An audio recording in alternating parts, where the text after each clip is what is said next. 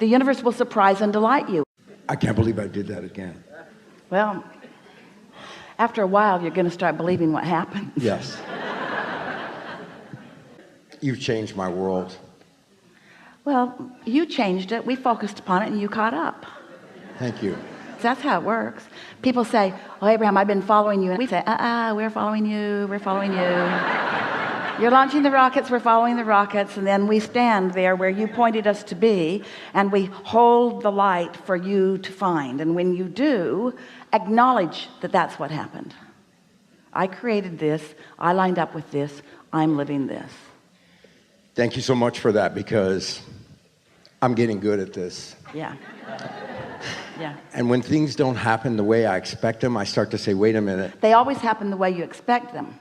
When I discover that my expectation is out of whack, I'm starting to notice it.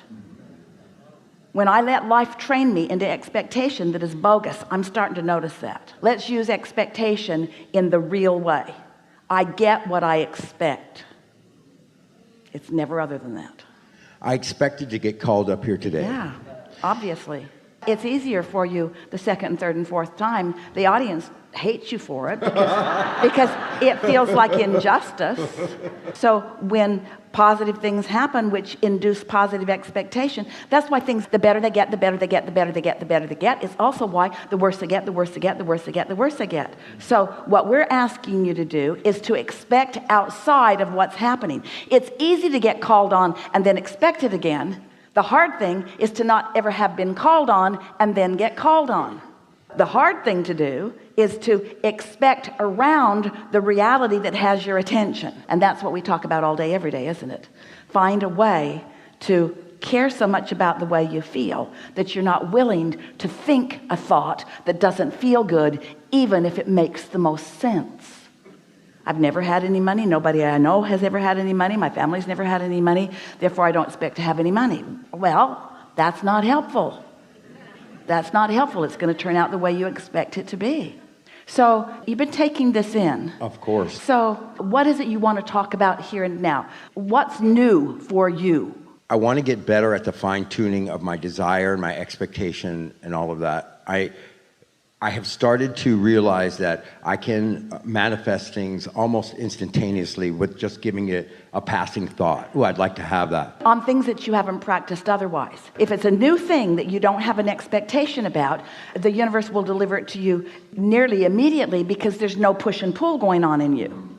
But if it's something that you've wanted for a while, so you've got some expectations that are pushing it away while your words are trying to pull it to you, that's what you want to be aware of. And your emotions are what tells you about that. So here's our encouragement. Stay off those subjects. Don't try to teach yourself on the subjects that are difficult. Teach yourself on the subjects that are not difficult, which means choose new subjects. Choose new subjects. Universe, today I would like to see evidence of happy people. Universe, today I would like to see evidence that you know what I've been thinking about. Universe, today I would like to see obvious motion forward for me on something where I haven't been moving forward on before. Universe, today show me progress about something. Now, you see, the way the question is pointed, it's so vague you're not blocking it. You're general enough that you're not blocking it. But when the universe shows you this and this and this and this and this and this and this and this and this, you'll remember. In other words, the way your expectations change is when you ask for something that you really don't quite believe, but your ask is clear enough and you're not believing is foggy enough that the universe can give it to you. That's how you bridge your expectations. And after a little while, you'll begin to feel invincible. Absolutely invincible. You can change the weather. You can rendezvous with everything that you want. There's nothing outside of your ability to modify it in the direction of your desire. I have to tell you that my whole life, particularly when I was a child, I knew that this was a thing. I knew that this was a thing. When I would see movies like Harry Potter or things with magicians or things like that, I knew that there was something to that. I knew that there was something to, I can create from my mind. And people would say, that's ridiculous, or what are you doing? Why aren't you calling that person? Why aren't you putting more action in that? I knew somehow that sometimes that would be counterproductive. I knew that I could create a situation through my focus in my mind. And so I'm so grateful to finally have manifested you into my life to show me that that is in fact true. I had given up on a lot of things coming in my life, and by the way, I'm an actor too. It seems to be a theme today. But that was such a huge thing for me that there was a block there. And I have to say, since I found you last year, things have really started to change, particularly in the last 6 months. I now I'm sorry.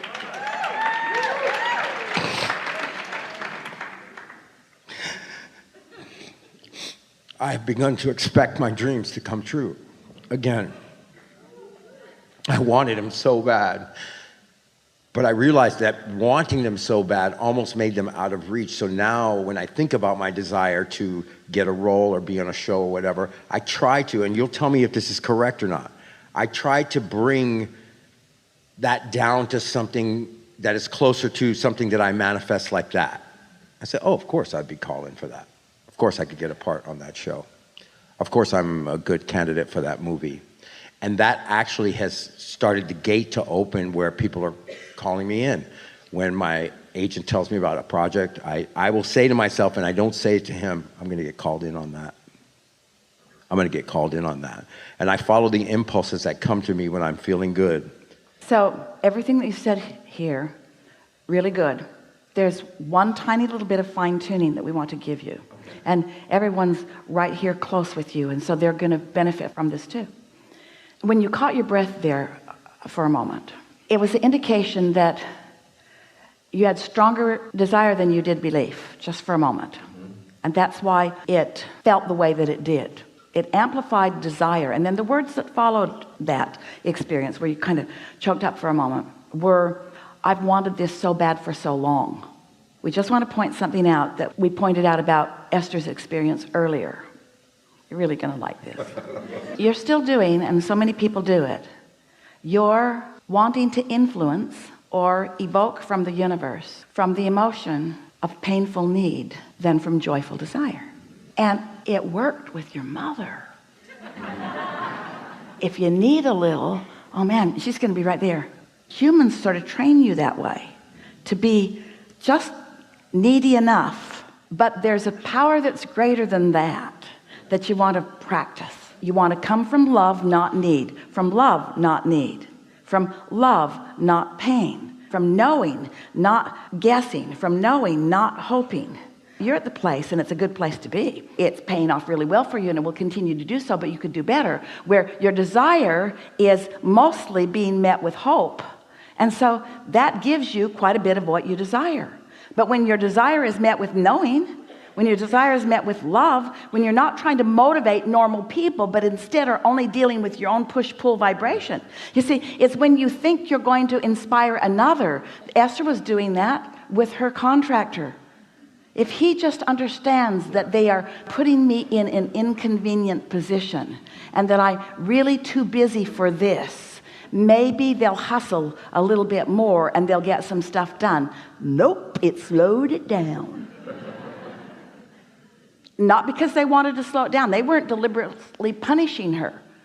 The universe is not deliberately or indeliberately punishing her. It's that you can't get there from there.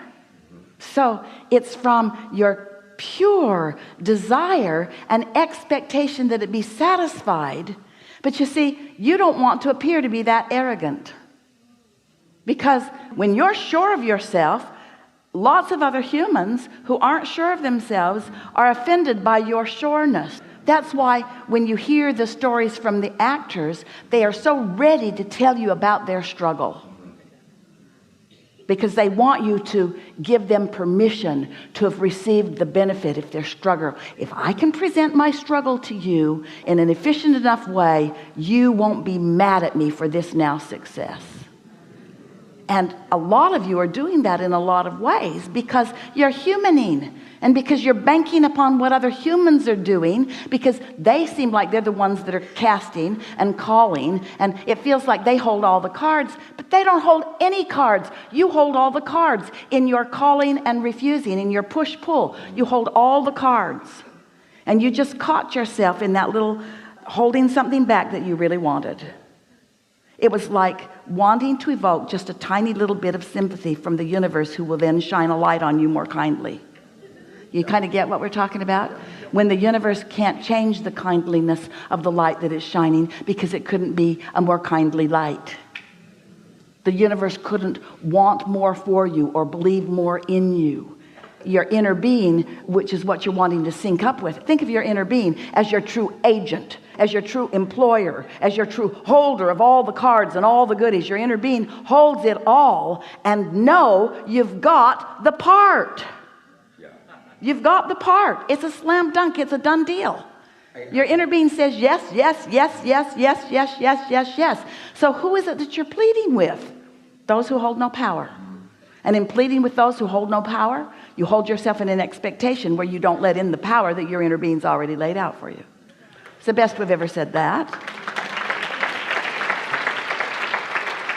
I get that, and that, what you saw a few minutes ago, is from me practicing that. You know, the more I would feel about something, I felt like the closer I was bringing it to me. But because of your teaching, it's like what I was talking about earlier, trying to bring that down to where it feels like the next logical Jerry said, step. and this is wisdom, put your basket out there far enough that when you hit it, you're thrilled by it, but not so far you don't believe it.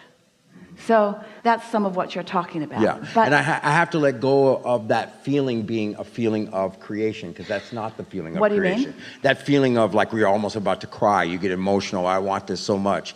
You know, it's got a lot of resistance in Well, it, like there's you were nothing saying. wrong with it, because it does indicate the power of your desire. Okay. But it also indicates the power of your resistance. When you're demonstrating the power of your desire with no resistance, you're just obnoxious. You're just sure of yourself. And you're just worried about nothing. And you're just anticipating wonderful things. And you're walking around just waiting for the next thing to reveal itself to you. And you're ready for the revelation. And you're eager every day. Esther used to wonder, because we said so often, the universe will surprise and delight you. And she thought, how can that be? I can get how the universe can delight me. But why would it be a surprise if I create my own reality? And if I put each and everything in my vortex, then why am I going to be surprised? And we say, the timing of it is what surprises you. The timing and the combining of the things that you want. The things that you put into the vortex have been spun into this magnificent combining. And when you hold yourself, as you are beginning to do, steadily in that place of positive expectation, then there's just delight after delight after delight after delight.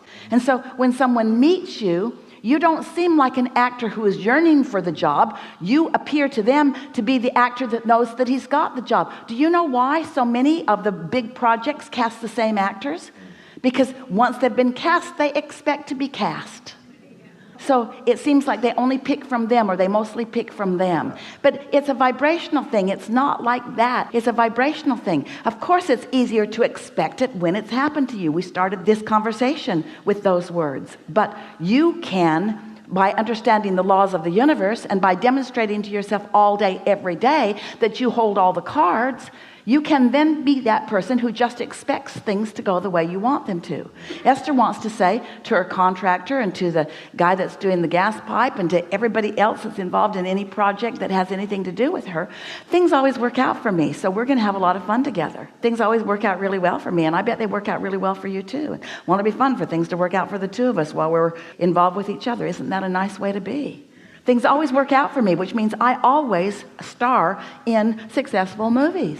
Things always work out for me, which means I always join really good teams. Things always work out for me. Things go really good for me. I have vibrational winningness going on, is really what you're saying. And people want to hook up with that. That's why confidence is attractive to others. That's why coattails are a thing. When you're sure of yourself, everybody wants in on it. And when you're timid, if you're going, people think, anybody else more sure of themselves? Hey, doctor, I'd like you to remove this whatever it is that I don't want in my body.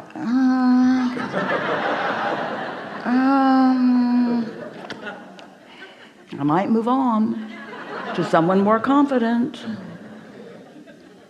Good enough? Yes. Really good. Thank you so much.